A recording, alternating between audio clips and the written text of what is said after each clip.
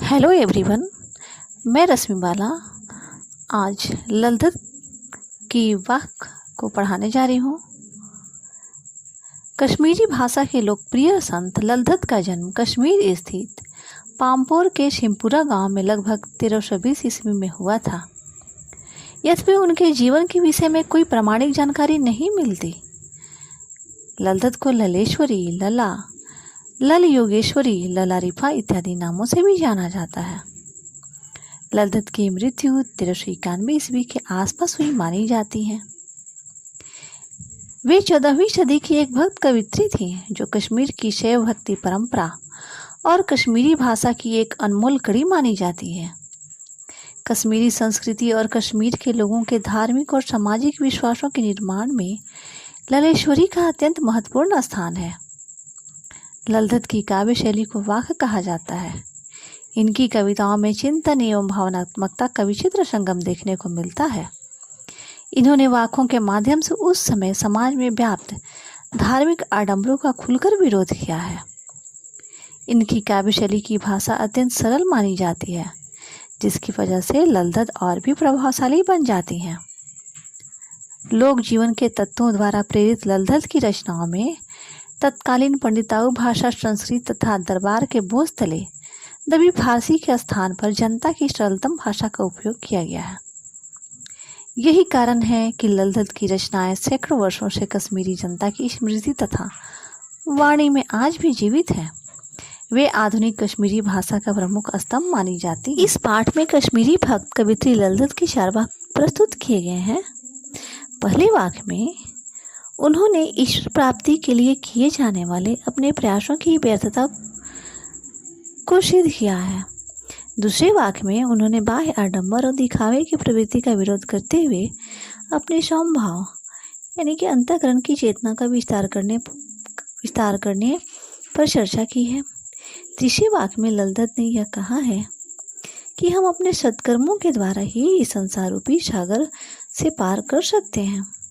चौथे वाक में उन्होंने भेदभाव का विरोध करते हुए ईश्वर की सर्वव्यापकता का बोध कराया है। प्रथम वाक इस प्रकार है। रस्सी कच्चे धागे की खींच रही मैं नाव, जाने कब सुन मेरी पुकार, करे देव भर सागर पार। पानी टपके कच्चे सकोरे, व्यर्थ प्रयास हो रहे मेरे, जी में उठती रह हुक, घर जाने की चाह है घेरे।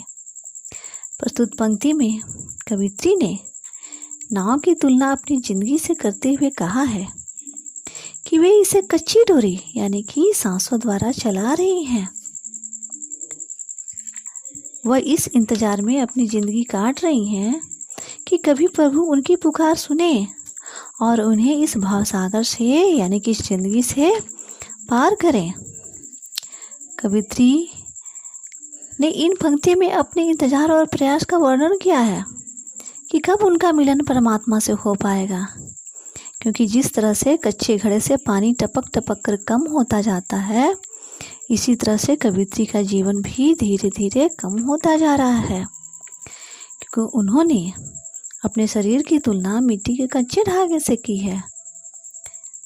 कहती हैं कि उनकी आयु दिन प्रतिदिन क्षीण होती जा रही है और उनके प्रभु मिलन के लिए किए गए सारे प्रयास जो हैं व्यर्थ होते जा रहे हैं, क्योंकि वे इस संसार की मोह माया में उलझ कर रह गई थी। अब जब उनके सांस रूपी डोरी जब छूटने वाली है तो प्रभु से मिलने की व्याकुलता बढ़ती ही जा रही है और अब असफलता प्राप्त होने से उनको अपने ऊपर आत्मग्लानि हो रही है कि क्यों उन्होंने अपने आप को सांसारिक मोह माया में ही जकड़े रखा था। और वह कहती हैं कि उन्हें प्रभु शरण में जाने की चाह घेरी हुई है और अपने असफल प्रयासों से बेचैन होकर उनके हृदय में अपने घर अर्थात परम धाम जाने की असीम इच्छा जागी हुई है। भावार्थ यह है कि कवित्री स्वयं को संसार सागर पार करने में असमर्थ मानकर भगवान से प्रार्थना कर रही है कि हे ईश्वर, उनकी इस जीवन रूपी नैया को पार लगाएं। दूसरे वाक में कवित्री ने कहा है, खा खा कर कुछ पाएगा नहीं, न खाकर बनेगा अहंकारी, समखा तभी होगा संभावी, खुलेगी सांकल बंद द्वार की। अर्थात यहाँ कवि का कहना है कि खा खा कर कुछ पाएगा नहीं, यानी कि उन्होंने इन पंक्तियों में जीवन में संतुलन की महत्ता को स्पष्ट करते हुए कहा है कि केवल भोग उपभोग में लिप्त रहने से कुछ हासिल नहीं होने वाला। यानी कि भोग उपभोग में अगर हम ज़्यादा लिप्त रहेंगे, यानी कि सांसारिक मोह माया में हम ज़्यादा लिप्त रहेंगे, तो इससे हमें मोक्ष की प्राप्ति नहीं हो पाएगी।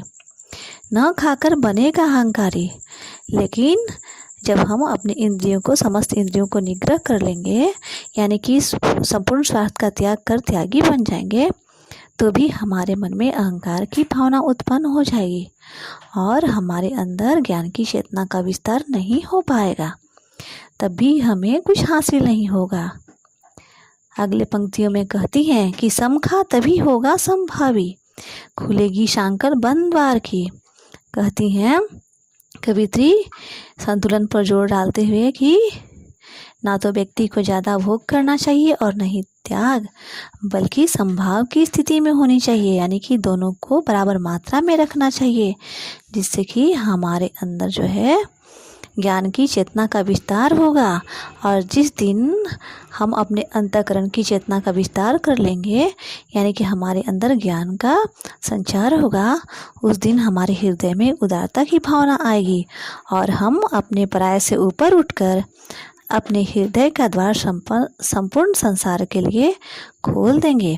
और उसी दिन जो है हम संभाव की स्थिति में ईश्वर को सहजता से प्राप्त कर सकते हैं, जिससे क्या होगा कि हमारा अंतःकरण जब निर्मल होगा तो हमारी ईश्वर प्राप्ति का मार्ग सहज हो जाएगा और ईश्वर हमें मिल जाएंगे।